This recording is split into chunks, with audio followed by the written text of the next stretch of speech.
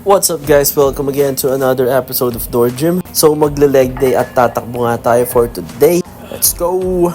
So yun nga yung first workout na ginawa natin is nag-squats nga tayo. At ginawa natin yan for 10 reps and 3 sets. So dito nga is 95 pounds lang yung weight na gamit natin. Since na medyo hirap tayong iangat siya papunta dyan sa balikat natin. Next naman is nag-deadlift naman tayo. At ginawa naman natin yan for 10 reps and 3 sets. So yung weight naman natin dito is 130 pounds. So yan nga yung todong weight na ng mga dumbbells natin or ng mga plates natin dito sa bahay.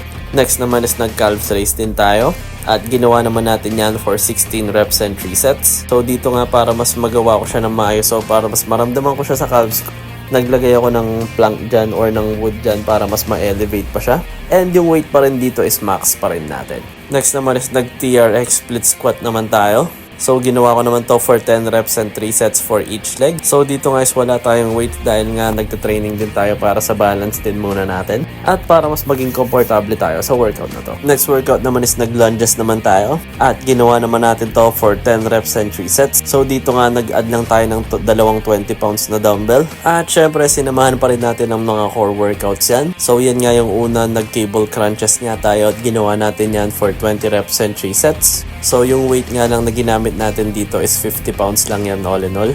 At sinamahan na nga rin natin yan ng plank na 1 minute and 45 seconds for 3 sets. So yun nga yung mga workout na ginawa natin for today. And pagkatapos nga natin mag-workout, nagpahinga lang tayo ng mga 2 oras tapos tumakbo din tayo. So naka 6 kilometers nga din tayo ngayon. So napaka-solid nga na takbo niyan guys at talagang batak na batak yung legs natin.